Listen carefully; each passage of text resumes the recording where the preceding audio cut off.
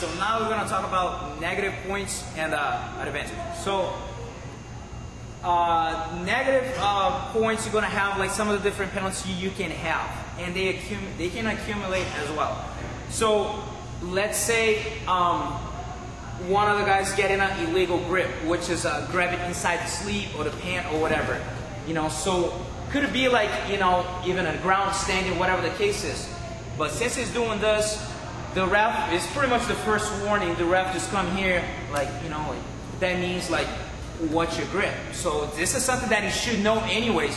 If you go to a tournament and then you're gonna find out that you can't do that, there's something wrong with it. You know, so you should be aware of this as you go to the tournament. Sometimes we make a mistake, you grab it and you get inside and you're like, oh my bad, you know, and let go. All right? And then that was my first warning. And then they, so he gets back to it. So when he does that, right away, they still on their feet, you know, and I'm just gonna do this here, and go right away with my arms. Negative point to blue, at advantage to white. And they keep going, right? So now, what can happen is they're on their feet, and then one decides to pull without getting a grip or anything. Just drop on their knees doing this. So right away, just go like this, like that means like get your feet, you can't do that. So everyone, you guys should know that. So the ref is doing this, that means you gotta stand up, right? So so if you refuse to stand up from here right away, paro, on your feet. So both arms, negative point to white, at advantage to blue. Okay, so they keep going. So now let's say, now he got a grip and he was able to pull guard. So he got it, and now he opened, you know, blew open his guard, and then he decided to completely back away. So same thing, I'm here, I'm gonna be like, for him to move in. You know, so he needs to engage. So now he doesn't want to do that. Right away, go to arms, you know, negative point to one, and now 2 points, because he already have, you know, the first one, the negative one, that was from the illegal grip. So the third offense, he can get disqualified. So you gotta make sure with this. So now, the tricky part is if blue gets away from him, right? He was here, and it decides to go away, and white accepts and come back up. So now it's kind of, you know, his deal. You know, if he stays there, you know, like he's fine. You know, that's, you know, like he needs to engage. But the fact that he accepted, it changed the whole situation. Okay, so now let's go to the ground and talk a little bit about the stalling. So I don't have a watch here, but all the refs, they have a watch for the 20 seconds. So if start having like a lack of action, let's say the top is there and he's not moving at all, and I'm just looking, and the guy in the bottom is trying to move, and then he just gets close and say, "Lute." He doesn't have to say, "You need to move." It's pretty clear. Most of the time, people know who we're getting called, right? So that means like, "Lute," and I don't have to say anything, and I look at my time. If it's not doing anything, just got a negative point. At advantage, they keep going, luge, and go again. And if you refuse to move, and then paro, get on your feet, because now I'm gonna put it in a neutral position, you know, and then get his negative point, and 2 for him for the to have a chance to get back on your feet, and then get him penalized for that. Same thing, third time doing this, he can get disqualified. So it's sometimes, you know, like people are winning by whatever, 2-0, and 1 minute left or a little bit over a minute.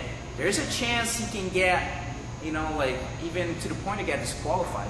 You know what I mean? Before that, so you gotta make sure that you know, you keep moving, keep trying to improve your position. So anytime the refs say luge, you better improve your position.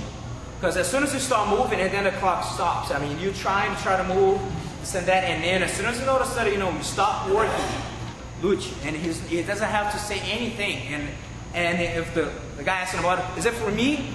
The ref doesn't have to say anything. He's just gonna watch it, all right? So at Advantage, we cover a lot of different stuff. It's always when you're close to accomplish something like, you know, a sweep, passing, half guard, or maybe very close to get a submission pretty deep, not, you know, like a loose choke, you know, something that really brought danger to the opponent. The sweep, you know, we really got him out of balance. The takedown, we really struggled to get him down. He, you know, he got back on his feet. So we need to really make sure that you almost accomplish something. This and the Advantage, it does help a lot at the end of it, and when it's tight, it makes the referee's job easier. You know, it's something that, you know, you have to use in your favor or not, you know. So anytime you almost got something, you gotta be, you know, awarded. So remember, if someone got 10 at Advantage, they don't got 2 points, the guy with 2 points wins. One of like a pretty random situation as far as getting an advantage or point. It does happen a lot, especially in lighter divisions. You see like a lot of the higher belts, they try this big fight to see who pulls first. So anytime both pull together, you know, and they stop right there, whoever comes up gets an advantage. All right. So if they try to pull together, you know, make sure that you get the advantage. Now, if someone like initiate before, you know, let's say they're about to, like, one is about to pull and the other one kind of shoot in, you know, like as soon as he's about to go and he times it like perfect, you know, and then blue gets his 2 points. And that's when it brings a lot of controversy, because it's going to be from, you know, each referee can have different interpretations that, you know, he was going to, at the same time he was pulling, the other one's initiating, boom. But you don't, not, you know, if like, let's say, white did the same thing, but he kind of pulled, you know, pulled first, and then he kind of went down, and it's nothing. It's got to, so there's a lot of calls that are very, very close, and bring a lot of controversy, you know. So those calls are tough. So you gotta definitely, the referee's gotta be, you know, like watching pretty close with what they do with that. But both pulling together and one coming up, so no-brainer, you know, like to get the advantage. But you gotta understand that, you know, if let's say he pulled before, right, and then he got it, and then Tops decides to sit down, and he just pulled, yeah, just go on your guard. No, just stay right there and just kind of pull guard. Like just go, just decided, he just pulled and he decided to go to the bottom. You know, like, yeah, just sit down. And he comes up, so that's points for him. So even though it's not an advantage or anything like that, because he pulled first, he didn't have to do anything. He just had to pretty much just get off his butt and just go up. That's his problem. If, you know, if he's trying to pass the guard, someone pull, you gotta accept it. It's right there. You can't just, you know, disengage and just walk away. So if something like this, have someone pull before, deal with it, pass. Don't just sit, you know, because, you know, you won't be able to do anything with this, okay?